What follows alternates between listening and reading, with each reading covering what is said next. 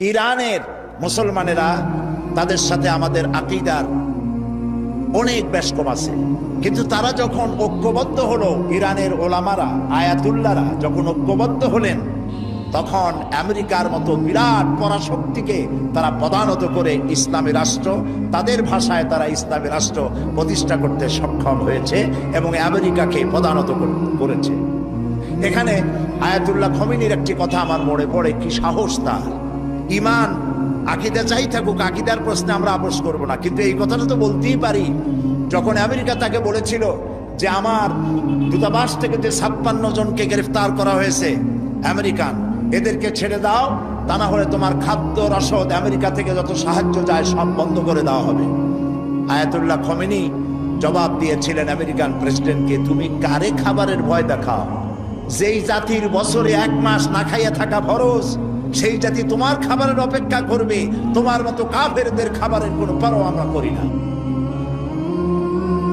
মুসলমানেরা যখন ঐক্যবদ্ধ হয়েছিলেন, আল্লাহ তাদেরকে বিজয় দান করেছিলেন সেখানে। ঠিক এমনি করে পাকিস্তানে যখন সর্বশ্রেণীর ওলামায়ে কেরাম মুত্তাহিদায়ে আমল, মজলিস মুত্তাহিদায়ে আমল এ নাম করে যখন একটি সংগঠন কায়েম করলো, সমস্ত ফিরকার মাকতুবায়ে খেয়ালে সমস্ত আলেমরা যখন ঐক্যবদ্ধ হলো, পৃথিবীকে অবাক করে দিয়ে ইসলামী শক্তি সেখানে বিজয় লাভ করলো। ঠিক অনুরূপ ভাবে বাংলাদেশ বিগত সরকার এইখানে অত্যাচার করেছে আলেমদের উপরে, এবং সবচাইতে বেশি দুশ্মনী করেছে তারা আলেমদের সাথে। আলেমরা ছিল তাদের জীবনের দুশ্মন। যে কবি তার কবিতার মধ্যে লিখেছে, ফজরের নামাজ যখন, ফজরের আজান যখন শুনি, মনে হয় যেন বেশ্যা তার খরিদ্দার ডাকতেছে। নাউজুবিল্লাহ। ইতিহাস সাক্ষী, সেই ব্রিটিশ খেদাও আন্দোলন থেকে শুরু করে 2001 সালের 1 অক্টোবরের নির্বাচন পর্যন্ত ওলামারা যেখানে ঐক্যবদ্ধ হয়েছে সেখানেই বিজয় এসেছে। আমরা লক্ষ্য করে দেখেছি, আফগানিস্তান যুদ্ধ করলো রাশিয়ার সাথে। এটি একটি অসম যুদ্ধ ছিল। আমার ভাষা আমি তখন বলতাম যে যুদ্ধ হচ্ছে নবজাতক শিশুর সঙ্গে সিন্দাবাদের বিরাট দৈত্যের সাথে। ওদের মডার্ন অস্ত্রপাতি আর আফগান মুজাহিদদের কাছে হলো নূহ আলাইহিস সালামের জামানায় বন্যায় ভিজানো গাদা বন্দুক। এই দিয়ে তারা লড়লেন। সেই লড়াইয়ে দেখা গেল রাশিয়ার মতো বিশাল দৈত্য কুপকাত হয়ে গেল, আর আল্লাহ তাআলা আফগান মুজাহিদিনদেরকে জিতিয়ে দিলেন। কেন দিয়েছিলেন? কারণ যুদ্ধ যখন লাগলো তখন সবাই পালানো শুরু করলো। ওই দেশটা জঙ্গল আর পাহাড় দিয়ে ভরা, সব পাহাড়ে জঙ্গলে সব পালাতে শুরু করলো। পালায় গিয়ে দেখলো ওলামারা সব এক জায়গায় এসে গেছে। ওই সব ওলামা যারা একজন আর একজনকে দেখতে পারে না, দেখলেই রুমাল দিয়ে মুখ ঢাকে, সালাম দিলে জবাব দেয় না। ফতোয়া দিয়েছিল সে কাফের 5 কারণে, উনি কাফের 3 কারণে, আর উনি কাফের 17 কারণে। এদেরকে যারা কাফের না মনে করে তারাও কাফের। আর ওই সব কাফের মরে গেলে তাদের কবরের উপর যে ঘাস হয়, সেই ঘাস যে গরুতে খায় সে গরুও কাফের। এই রকমের ফতোয়াবাজি যারা করছিল, তারা পাহাড়ে জঙ্গলে সব একজনের সঙ্গে আর একজনের দেখা হয়ে গেল, সালাম করলো, কোলাকুলি করলো। ব্যাপারটা ছিল এরকম, একজন বলছিল যে আমার ছেলেরা গেল মামু বাড়ি, মেয়েরা গেল নানা বাড়ি, বউ গেল তার বাপের বাড়ি, আমি গেলাম আমার শ্বশুর বাড়ি, যাই দেখি আমরা সব এক জায়গায়। এখন জঙ্গলের ভিতরে গিয়ে আলেম ওলামা, সুন্নি বেদাতি, এইটা সেইটা সব এক জায়গায় হয়ে গেছে, কোলাকুলি শুরু হয়েছে। বললো যদি এই কোলাকুলি আগে করতাম তাহলে তো রাশিয়ার ভূত আমাদের ঘাড়ে চড়তে পারতো না। সুতরাং 9 বছর যুদ্ধ চললো। এই 9 বছরের অসম যুদ্ধে ওলামাদের ঐক্যের কারণে আল্লাহ পাক আফগানের মুসলমানদেরকে ইসলামী রাষ্ট্র প্রতিষ্ঠার সুযোগ করে দিয়েছিলেন। আবার যে পতন ঘটলো, তাও মুজাহিদ আলেমদের মধ্যে যখন তাফরিকার সৃষ্টি হলো, ইখতিলাফ তৈরি হলো, একে অপরকে সন্দেহ করলো, দেখতে পারলো না, ভালো লাগলো না, সালাম কালাম করলো না, আবার কপাল পুড়লো, আবার বুশ এসে এদের হুশ নষ্ট করে দিল। আফগান আবার চলে গেল আরেকজনের দখলে। ঠিক এমনি করে পরকালকে যারা অস্বীকার করো, কিয়ামতে উঠতে হবে, এটাকে কিভাবে অস্বীকার করো? চিন্তা করে দেখো, তুমি নিষ্প্রাণ মাটি ছিলে, সেই মাটি দিয়েই আমি তোমাকে তৈরি করেছি।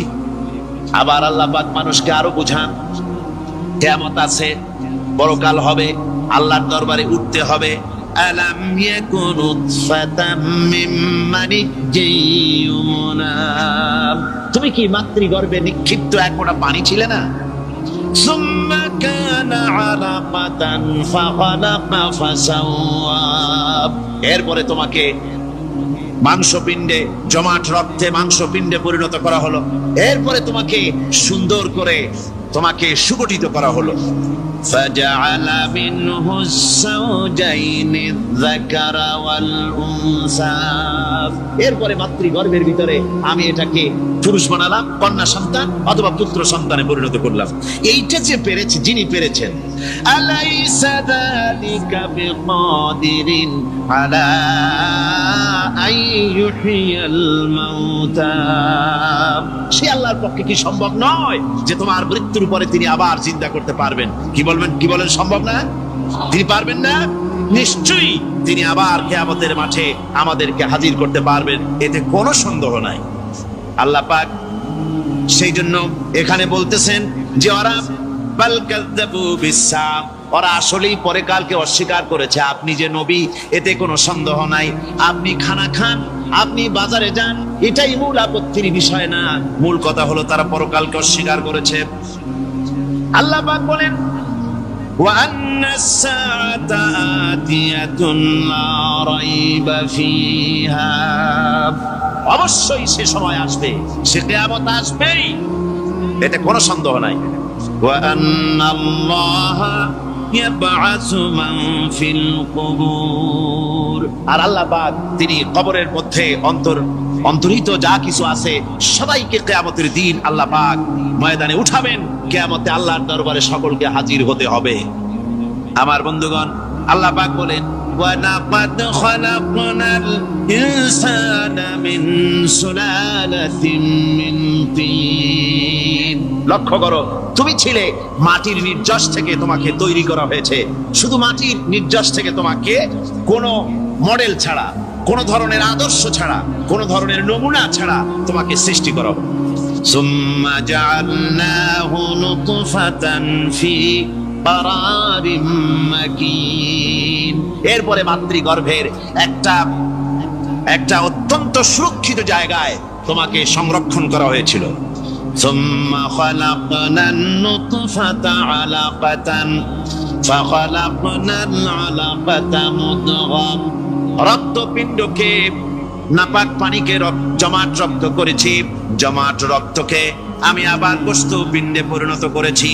ফাকাসাউনাল ইযামা লাহমা, এরপরে সুন্দর করে চামড়া দিয়ে, গোশত দিয়ে একটা আকৃতি তোমাকে দান করেছি।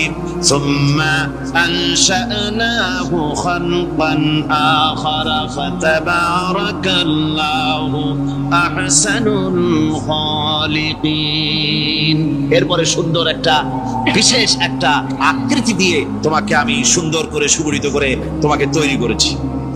সুম্মা ইন্নাকুম বা'দা যালিকা লামাইতুন, এরপরে আমি আল্লাহ রাব্বুল আলামিন তোমাকে মৃত্যু দেব, অবশ্যই তোমাকে মৃত্যুবরণ করতে হবে।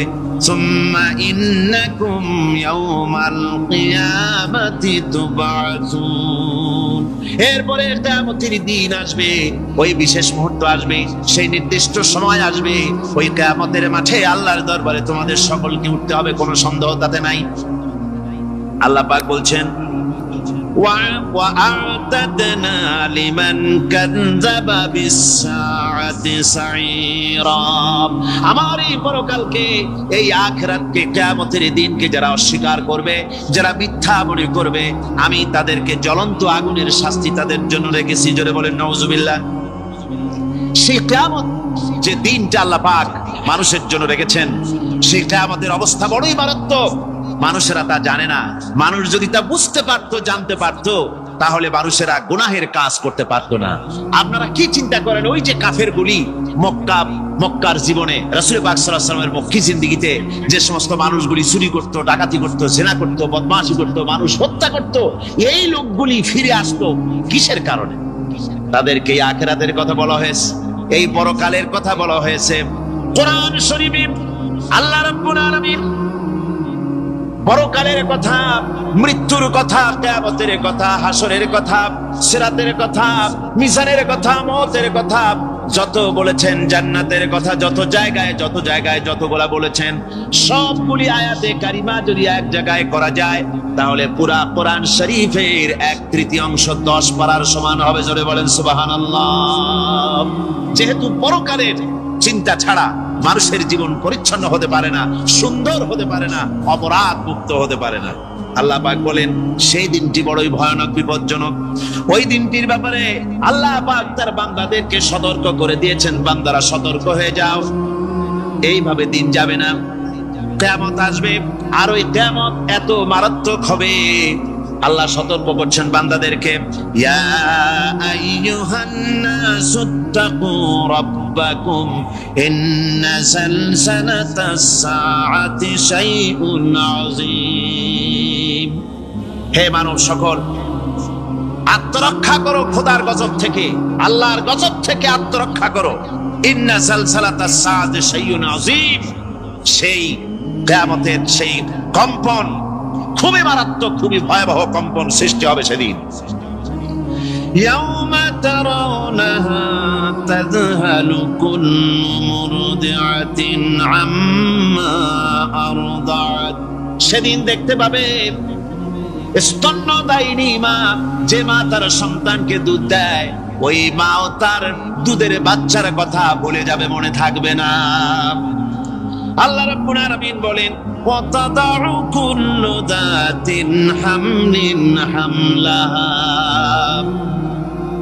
গর্ভধারিণী